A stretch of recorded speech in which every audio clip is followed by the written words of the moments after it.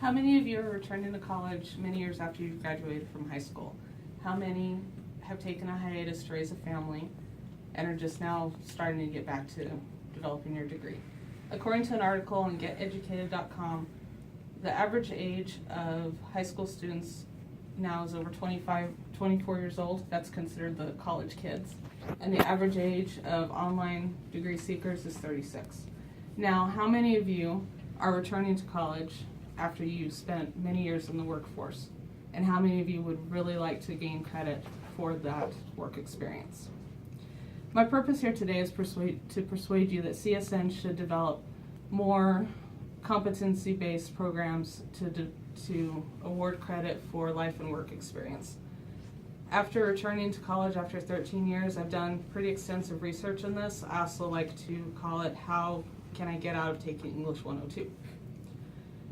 According to csn.edu, their current policies for providing life and work experience credit are AP, the Advanced Placement Test, NTE, Non-Traditional Education, and CLEP, the College Level Examination Programs.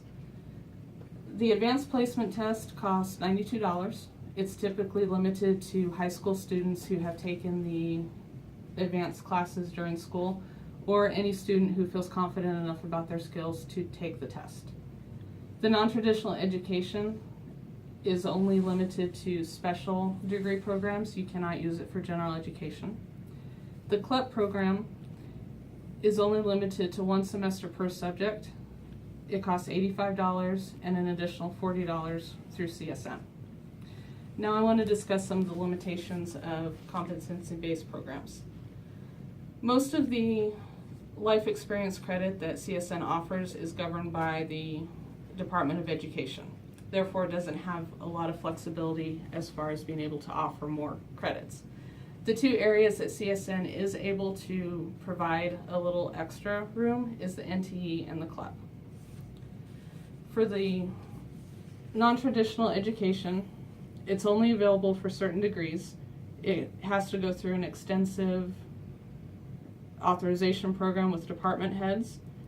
The credits allowed are not, they don't affect the student's GPA, and they do not transfer to any four-year universities. This doesn't make it a very common alternative for students who are seeking to go to a four-year college such as UNLV. According to a 2009 FastWeb article, 34% of CLEP seekers are over 30 years old. This makes the CLEP the most sought-after alternative for older students.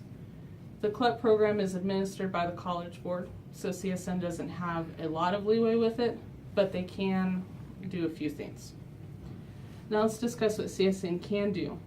The one thing that they can do is they can increase the CLEP credits. Currently, you're only allowed to take one semester per subject, meaning you can only take one English semester. You can't take two. You can only take one science, one math. CSN could allow students to take a full year of English, therefore knocking off any of the lower level English classes. They could also develop a competency-based program on a provisional basis. What they could do is they could either grant credit for the lower level classes or waive the prerequisites, with the restriction that the only way that you could get that credit is if you pass your next level course. Some of the drawbacks for implementing a competency-based program, the biggest one is revenue. One way to solve this problem is to charge evaluation fees. According to Rachel Aviv in a 2008 New York Times article, many students actually charge an evaluation fee to sit down and go through your work history, your life experiences. You have to write an essay, and then they establish whether or not you can receive credit for your life experience. Another drawback, according to a 2012 article by Mercedes White, is that how do you decide what credits can be offered to which students? How do you decide this without diluting the knowledge of the student? There would have to be many guidelines. For instance, I work for a CPA firm. This does not allow me, or this does not mean that I have the knowledge to pass any accounting classes. Now, I'm a bookkeeper, so I could use my knowledge to pass any Excel computer-based program.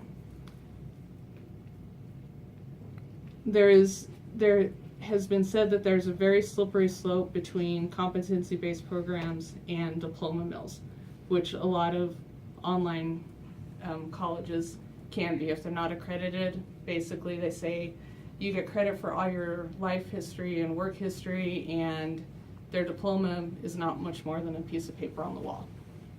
Now, some of the positive outcomes for CSN developing a competency-based program would be, according to a Time article, the competency-based model could help turn out graduates who are prepared for the working world rather than just adept at cramming for tests. Right now, it seems like teachers are more and more involved with having the students pass a test. They're not really as involved with having them be ready to go out into the workforce. CSN could also, by developing the competency-based program, they could compete with more colleges that really advertise that that's what they're there for. University of Phoenix, SNHU. In conclusion, I've informed you today about how CSN could develop more competency-based programs in order to develop students more to enter the workforce and provide them with an alternative to taking lower level classes. Thank you.